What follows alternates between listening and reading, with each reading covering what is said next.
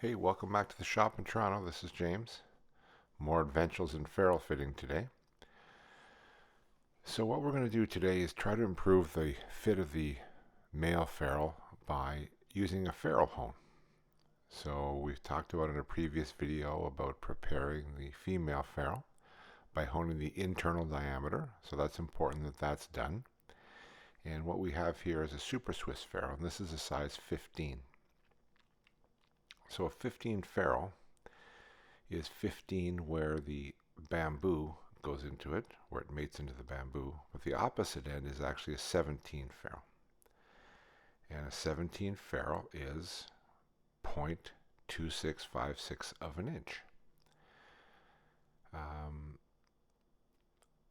So we can do that by looking at a little handy dandy chart, or we can also do that by dividing 17 by 64, and that will give us the same value of 0.2656. Either way, that's the number. So that is really the target dimension in simplest terms of the outside diameter of the male slide. Although it probably will ultimately be a little bit smaller in the end because it's got to fit in that hole. So if they're both holes are the same size, they won't go together. So probably it will be a little bit smaller than that 2656 dimension that we talked about. But either way, we've got to get that done so that it operates smoothly inside and out. And what we're going to look at here, I'm just doing a little bit of voiceover, so sometimes it's hard for me to actually see what's going on in the screen. So yeah, we're just looking at now the dimensions. So we talked about 2.2670 and 2656. So basically we have to reduce this ferrule by 14 thousandths of an inch. So I measured it. It actually measured 2670. So that's about 1.5 thou. And 1.5 thou is about 40% of the thickness of a piece of computer paper. So it's not a very large dimension.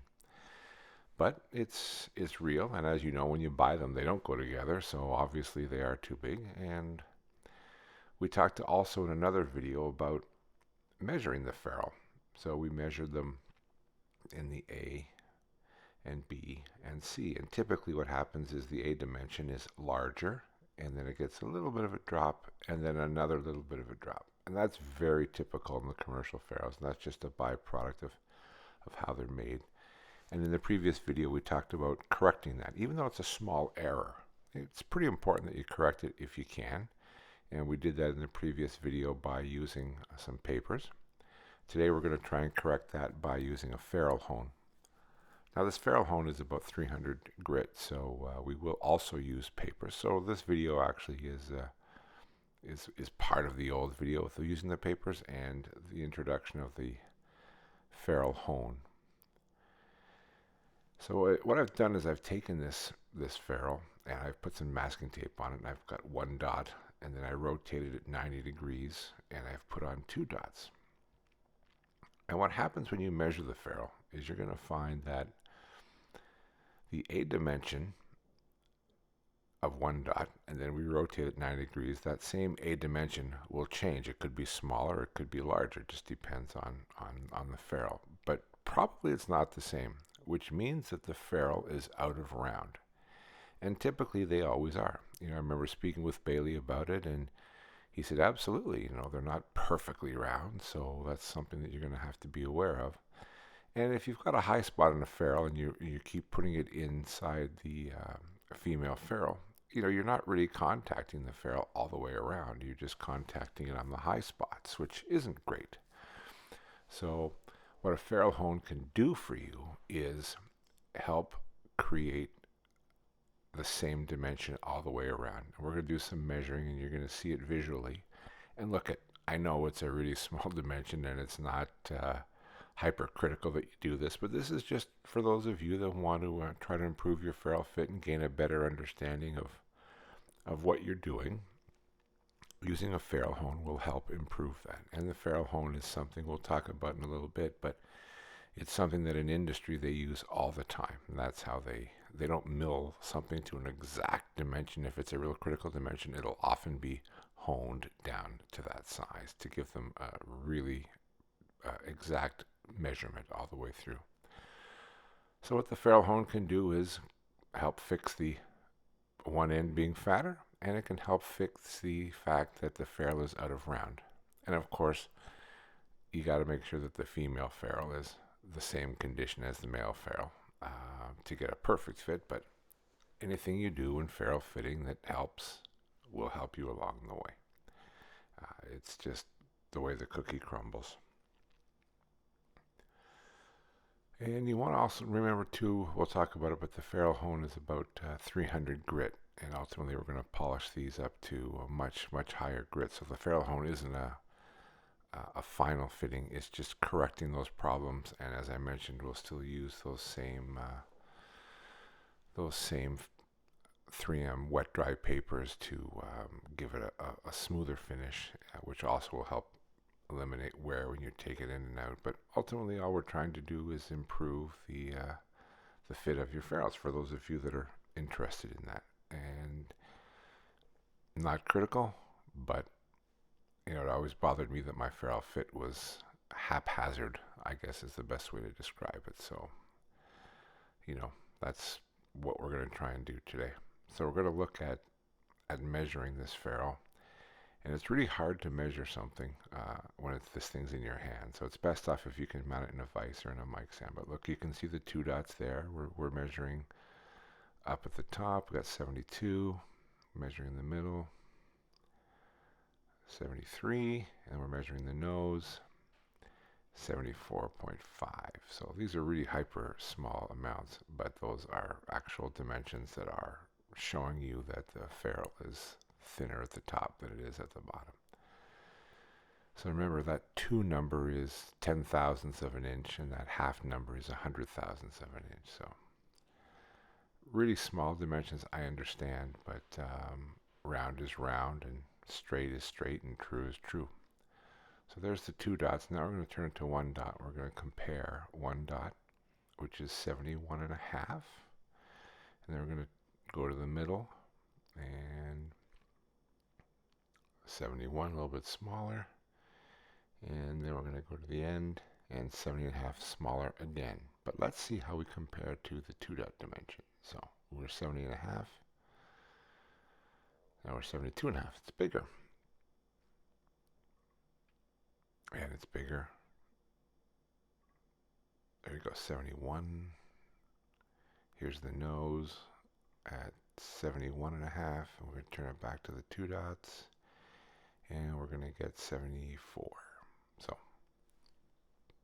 not round. So for those of you that have always wondered why ferrule fitting can be perplexing, that's one of the reasons why.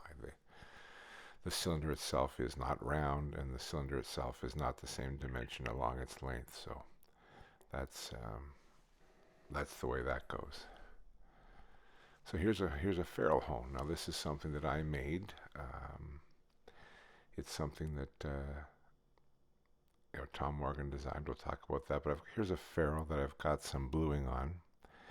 And when we run it in the ferrule, the key components are a cutting stone and a guide foot. So that's where the ferrule will ride.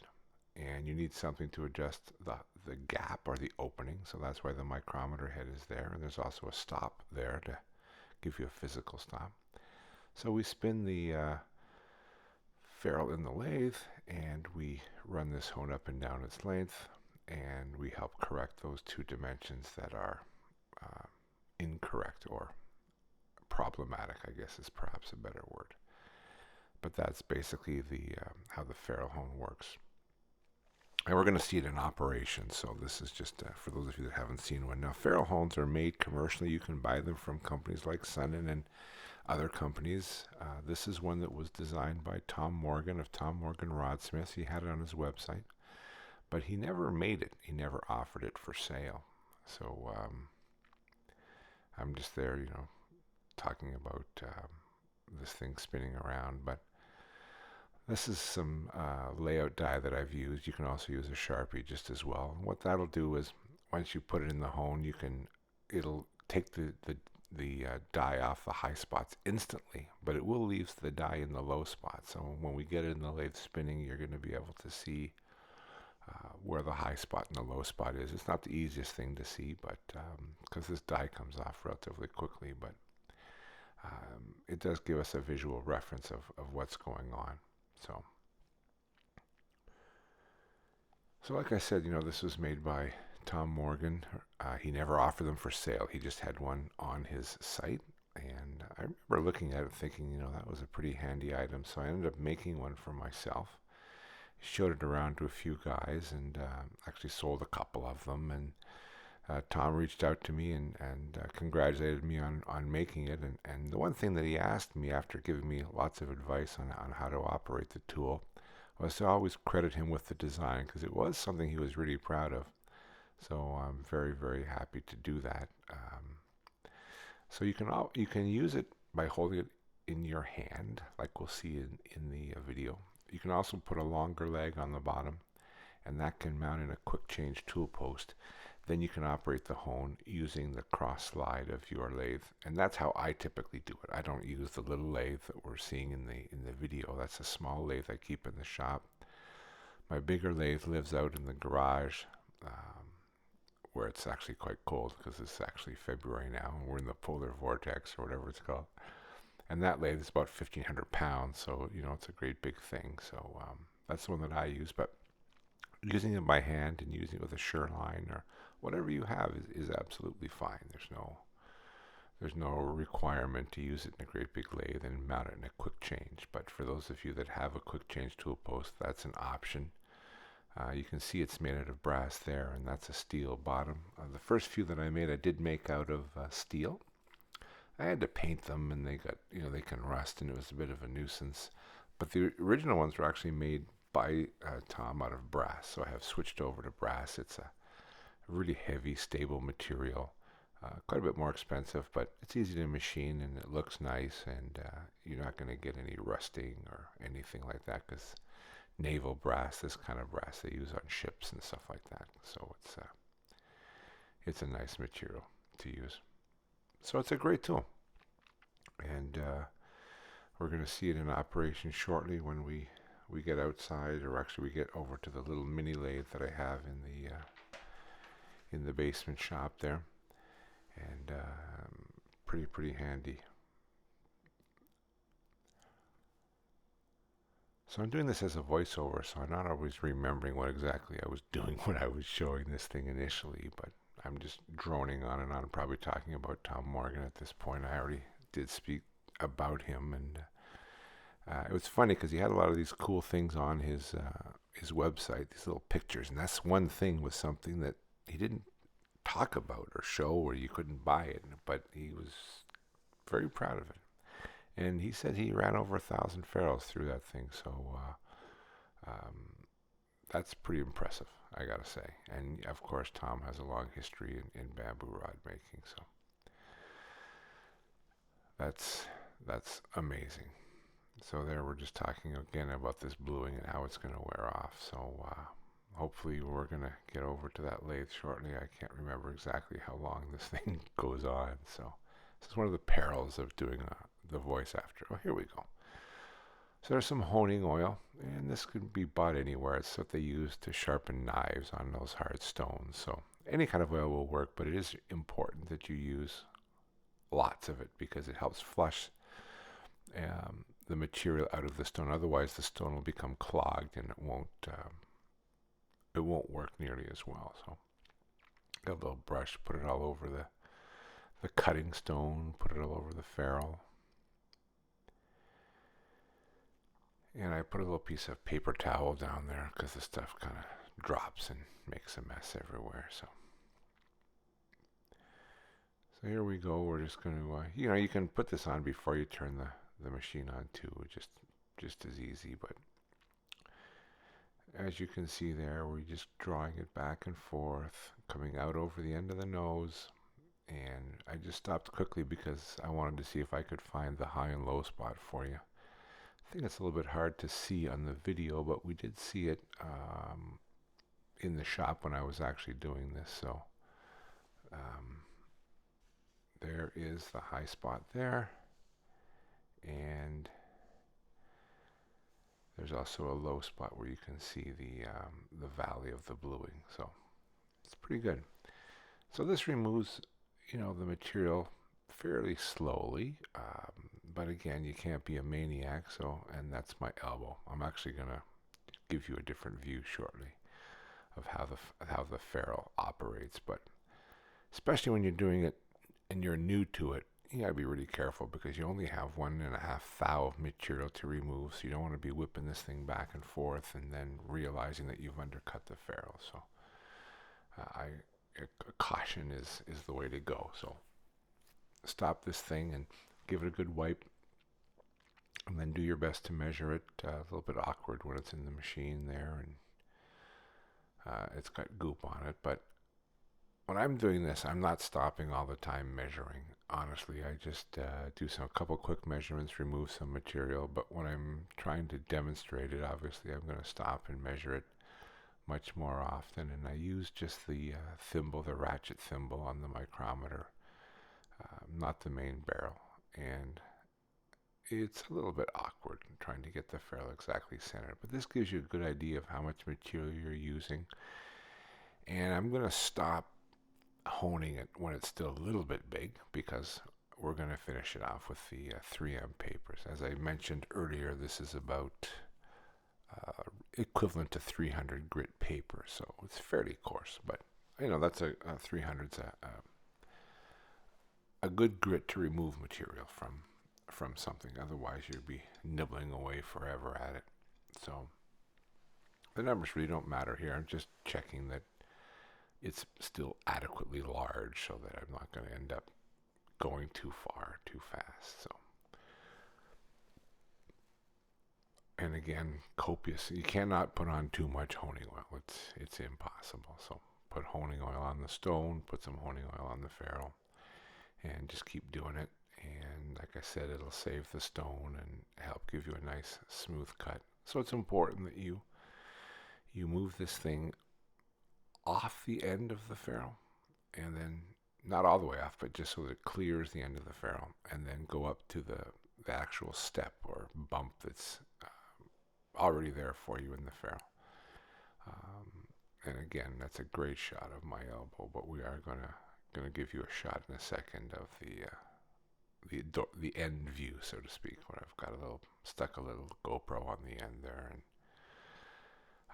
that works pretty well.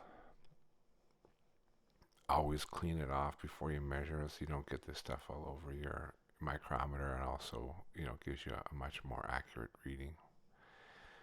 So the readings here, like I said, not critical. I'm just tracking things, keeping track, and that's how you learn. Measure the front, measure the end. Is it improving? Is it getting less of a deviation? I'm not really concerned with the out of round now, because I know that the hone will help correct that. But we're going to measure this ferrule at the end, and I'll let you see how we did on that.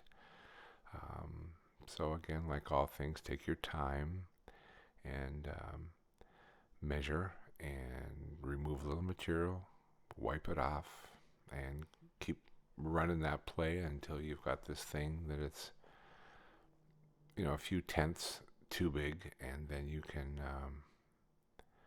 start going into your papers like in the previous video that I made. So hopefully, there we go. So this is the same thing. You can see the goop there has fallen down onto the machine, so that's why I have that piece of paper there. And again, this isn't rocket science. I'm just going to go back and forth, back and forth, back and forth. What you'll find is when you're getting a really good bite, the actual ferrule hone will want to move towards the headstock. There's a force that's created, and you can really feel it in the beginning. It's not quite as strong, but as you get a better round, it wants to pull in. So that's the action. Very, very simple. You can see it works really well. And you can imagine how it would work also if it was mounted onto a quick change tool post, and you'd use the large wheel on the cross slide to move it back and forth and back and forth. And then you can play with the adjustment micrometer a little more easily because your hands are free. So we just keep doing that until we get it right. So here we go. We are in the middle. There's one dot. And what are we getting? 52.5. So remember, the 5 is 100,000ths of an inch, and the 2 is 10,000ths of an inch. Now we go to 2 dots, and we turn the ratchet, and we get 52.5. So exactly the same dimension. So we have cleared that out around issue, and it's going to give us a better ferrule fit. So like I said, up to you if you want to go to this extra step, but it really helps. They'll give you a little bit better job. You spent 50 hours making this thing, you might as well try to get the ferrules to work as well as you can. So to sort of wrap up, we're just looking at the dimensions. We started off with a ferrule that was 2670, and we had to remove quite a bit of material to get it down. It ended up being, obviously smaller than the 2656, but we stick it in there and we pull it out and we get a nice pop and a nice fit. So I've actually finished this ferrule with the papers. I didn't go right from the lathe. So I just wanted to show you how that we can correct that out around, and we can correct the belling of the nose of the ferrule as well.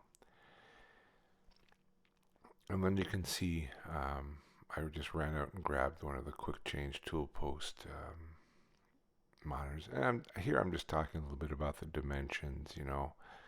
We are talking about 10,000ths of an inch and 100,000ths of an inch. So it is a little bit crazy, and it's not totally necessary to do this when you're building rods. But for me, what it is you build rods for 25 years or whatever, and as you master the different aspects of rod building, you're always looking at ways to improve, and the ferrule fit is something that I think a lot of guys struggle with. So, and there's not much information out there about it, so I got a lot of positive feedback from people on the first video that I made using the papers. I think for a lot of guys, they found it easier to control it, and they were able to correct the large nose issue.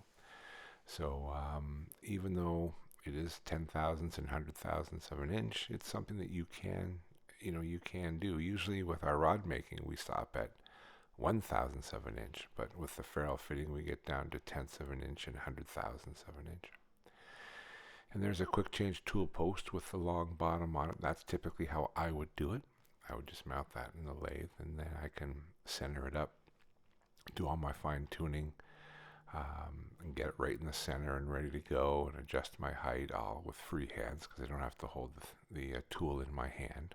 But it does work exactly the same way. I just use the crank to move it in, move it out, move it in, move it out, clean off the ferrule, and measure it, and away I go. So that's a Ferrule Hone. Again, they're available commercially. I do make them. I do offer them for sale. If it's something that's of interest to you, you can reach out to me at canebuilder@gmail.com.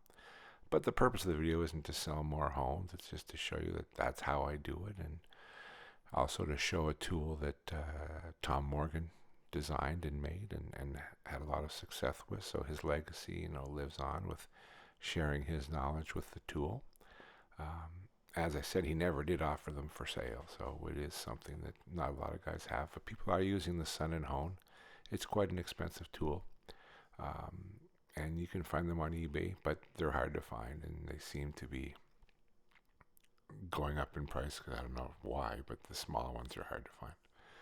So there it is, using a Ferrule Hone to improve your fit and making your rods just a little bit better, maybe a little bit better than the next guy. And if it's something that's always bothered you, your fitting of your ferrules, and here's a chance to take it to the next step. Hope you enjoyed it. Like always, reach out to me at canebuilder@gmail.com. If you have any questions or comments, you can post. I do read them all, and I appreciate it, and thanks for the positive feedback.